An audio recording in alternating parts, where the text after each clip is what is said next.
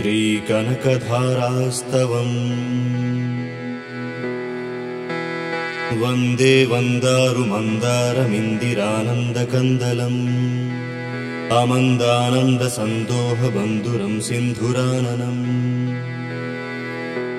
अङ्गं हरे पुलकभूषणमाश्रयन्तीं भृङ्गाङ्गनेव मुकुलाभरणं तमालम् अङ्गीकृताखिलविभूतिरपाङ्गलीला माङ्गल्यधास्तु मम मङ्गलदेवतायाः मुग्धा मुहुर्विदधति वदने मुरारेः प्रेमत्रपाप्रणहितानि गतागतानि मालादृशोर्मधुकवरीव महोत्पलेया सा मे श्रियं दिशतु सागरसम्भवायाः विश्वामरेन्द्रपदविभ्रमदानदक्ष मानन्दहेतुरधिकं मुरविद्विषोऽपि ईशन्निषीदतु मयि क्षणमीक्षणार्थम् इन्दीवरोदरसहोदरमिन्दिरायाः आमीलिताक्षमधिगम्य मुदा मुकुन्द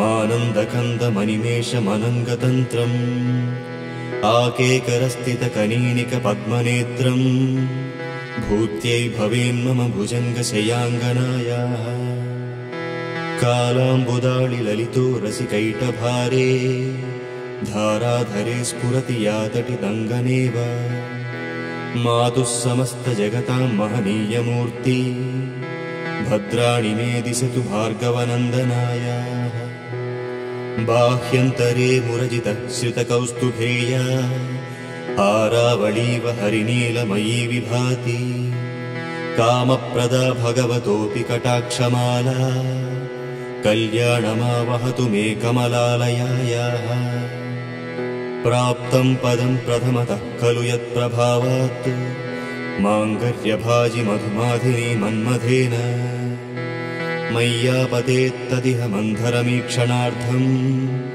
मन्दालसञ्चमकरालय कन्यकायाः दद्याद्दयानुपवनो द्रविणाम्बुधारा मस्मिन्न किञ्चन विहङ्गसिसौ विषण्णे दुष्कर्मघर्ममपनीय चिराय दूरम् नारायणप्रणयिनी नयनाम्बुवाहः इष्टाविशिष्टमतयोऽपि नरादयार्द्र दृष्टास्त्रिविष्टपपदं सुलभं लभन्ते दृष्टिप्रहृष्टकमलोदरदीप्तिरिष्टां पुष्टिः कृषिष्टमम पुष्करविष्टरायाः गीर्देवतेति गरुडध्वज सुन्दरीति शाकम्बरीति शशिशेखरवल्लभेति सृष्टिस्थितिप्रलयकेलिषु संस्थितायै तस्यै नमस्त्रिभुवनैकगुरुस्तरुण्वैः श्रुत्यै नमोऽस्तु शुभकर्मफलप्रसूत्यै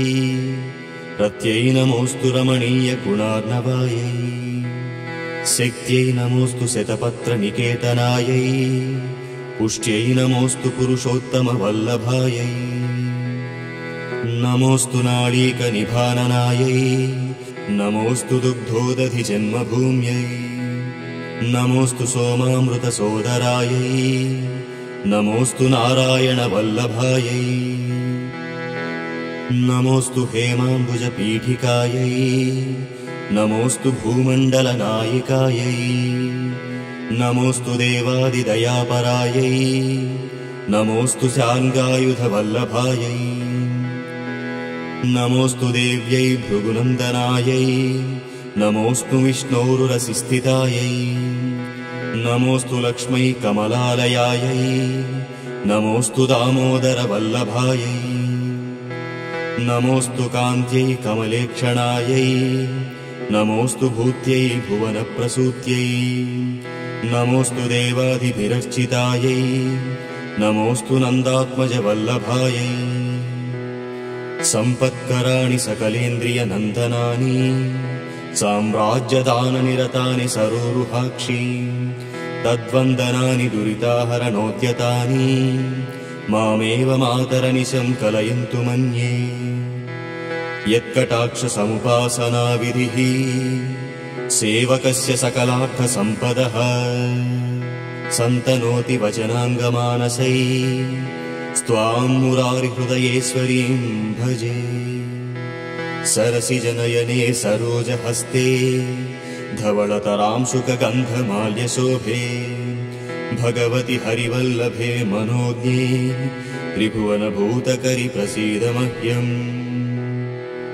दिग्घस्तिधिक्कनककुम्भमुखावसृष्टा सग्वाहिनी विमलचारुजलप्लुताङ्गीम् प्रातर्नमामि जगतां जननीमशेष लोकाधिनाथगृहिणीममृताब्धिपुत्रीम्। कमले कमलाक्षवल्लभे त्वं करुणापूरतरङ्गितैरपाङ्गैः अवलोकय मामकिञ्चनानां प्रथमं पात्रमकृतिमन्दयायाः।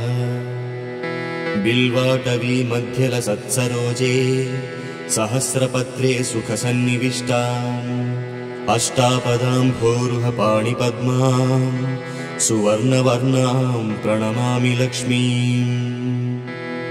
कमलासनप्राणिन्न ललाटे लिखिता मक्षरपङ्क्तिमस्य जन्तोः परिमार्जय मातरं घृणां ते धनिकद्वारनिवासदुःखदोक्त्रिम्। अम्भोरुहं जन्मगृहं भवत्या वक्षस्थलं भक्तगृहं मुरारेः। कारुण्यतः कल्पाय पद्मवासे लीलागृहं मे हृदयारविन्दम्। स्तुवन्ति ये स्तुतिभिरमोभिरन्वहम् त्रयीमयीं त्रिभुवनमातरं रमाम्। गुणाधिका गुरुतर भाग्यभाजिनो भवन्ति ते भुवि बुधभाविताशयाः। भवन्ति ते भुवि बुधभाविताशयाः।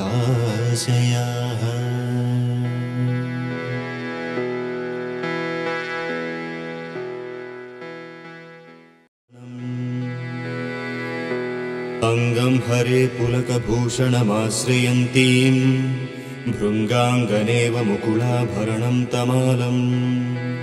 अङ्गीकृताखिलविभूतिरपाङ्गलीला माङ्गल्यधास्तु मम मङ्गलदेवताय।